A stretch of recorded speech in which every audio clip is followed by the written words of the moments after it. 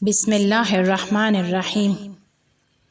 دنیا اور آخرت میں کسی بھی چیز کو حاصل کرنا چاہتے ہیں، کسی بھی مقام یا مرتبے تک پہنچنا چاہتے ہیں یا کسی بھی علم کو حاصل کرنا چاہتے ہیں، اس کے مراتب کو طے کرنا چاہتے ہیں تو بڑوں کا احترام کریں، خاص طور پر والدین کا، اور چھوٹوں کے ساتھ شفقت سے پیش آئیں۔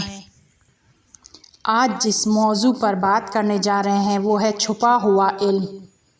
ایسا علم کہ جو راز ہے اس کائنات میں، ایسا علم جو شگفت انگیز ہے اور عام لوگوں کی دسترس سے دور ہے۔ اس علم کو 5 علم سے متعلق سمجھا جاتا ہے۔ وہ 5 علم کون سے ہیں؟ کیمیا، لیمیا، ہیمیا، سیمیا اور ریمیا۔ کیمیا کیا ہے؟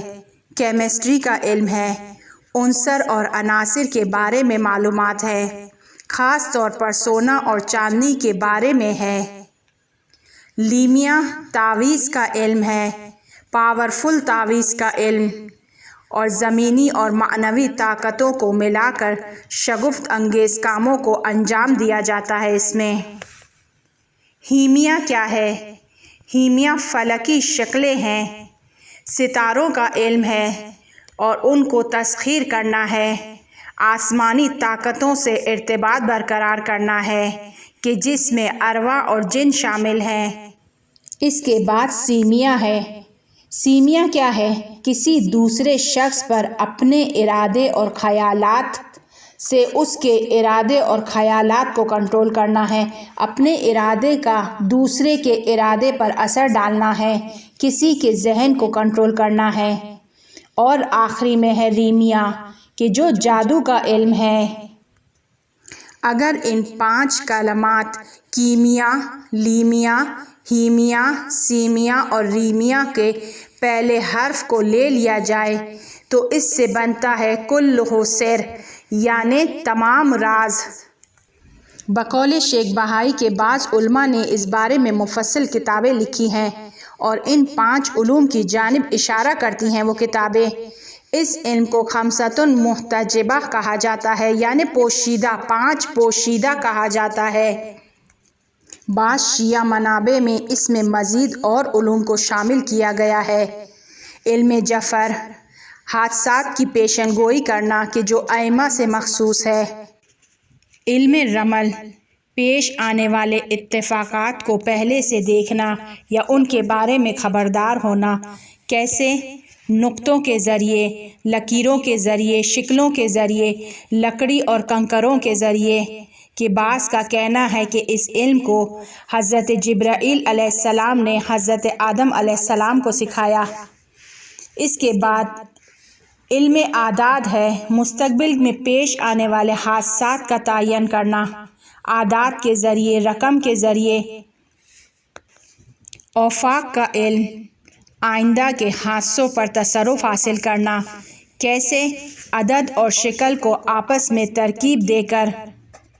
خواص کا علم، اس میں اسماء اللہ کا علم بھی شامل ہے، اس میں آیات بھی شامل ہیں، سورے بھی شامل ہیں، حرز، تعویذ، دعا، ورد، ذکر، ختم سب اس میں شامل ہیں۔ تو فعل کا علم، شر اور خیر سے باخبر ہونا، قرآن یا دوسری شرعی چیزوں کے ذریعے سے۔ استخارے کا علم، خدا سے خیر کو طلب کرنا، قرآن یا تسبیح کے ذریعے۔ طیرہ، پرندوں کی حرکات کی مدد سے اچھی یا بری پیشن گوئی کرنا۔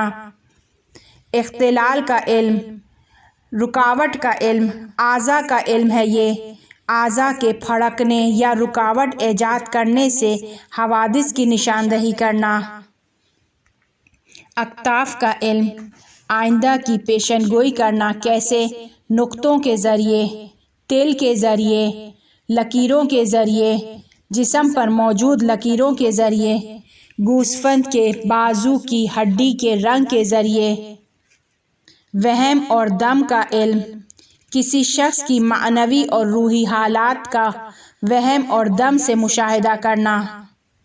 قیافہ شناسی، چہرہ دیکھنے کا علم، کسی شخص کی اچھی یا بری صفات کا تعین کرنا اس کے بدن کی خصوصیات کو دیکھ کر، خاص طور پر اس کے چہرے کو دیکھ کر۔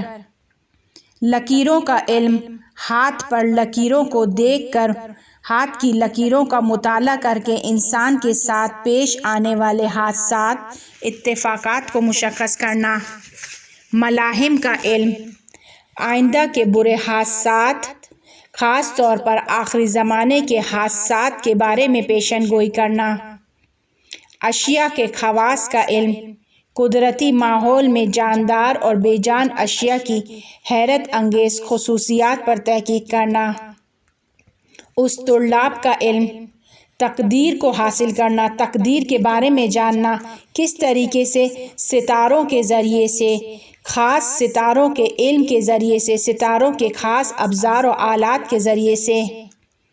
تعبیر خواب کا علم، کسی کے خواب کے ذریعے سے اس کے ماضی یا آئندہ کے بارے میں باخبر ہونا۔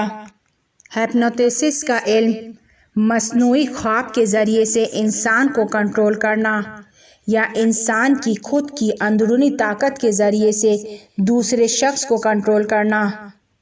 یہ وہ سارے علم ہیں کہ جو آسانی سے عام انسانوں کو حاصل نہیں ہوتے ہیں۔ اس کے لیے خاص ریاضیت اور محنت کی ضرورت پڑتی ہے۔ بعض فقہا اس علم کو جائز قرار نہیں دیتے ہیں تاکہ لوگ فساد اور دوسروں کو نقصان نہ پہنچائیں، اور اس علم کو کسی بھی طور پر عام شخص کو سیکھنے کی اجازت نہیں دیتے ہیں، جبکہ ہمارا اعتقاد ہے کہ یہ چھپا ہوا علم انسان کے اعتقادات کو تکمیل کرتا ہے۔ سالک فی اللہ اور عرفان کا علم ہے۔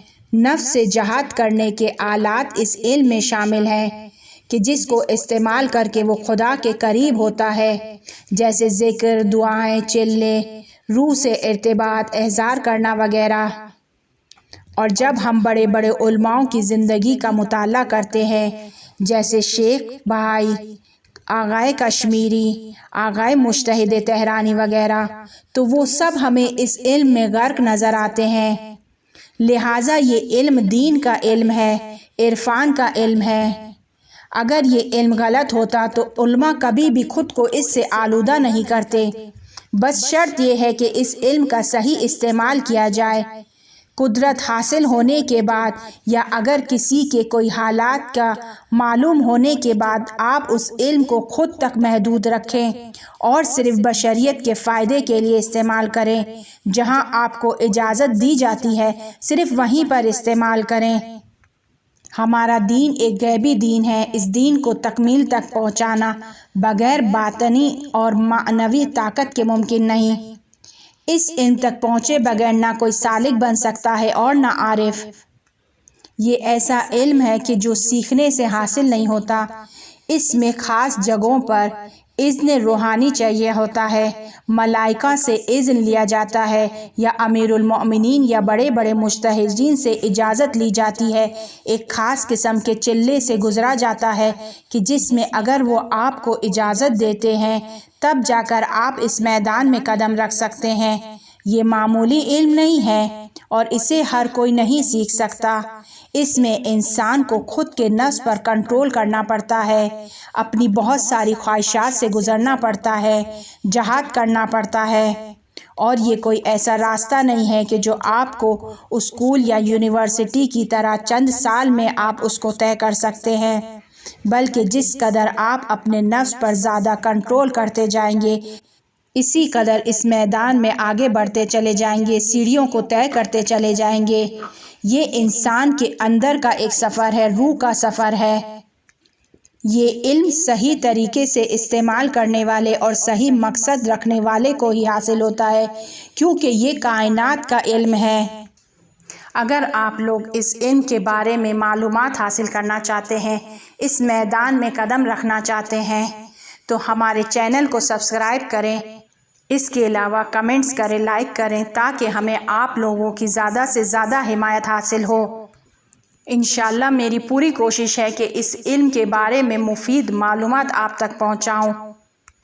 کمنٹس کر کے ہمیں اپنی رائے کے بارے میں ضرور آگاہ کریں۔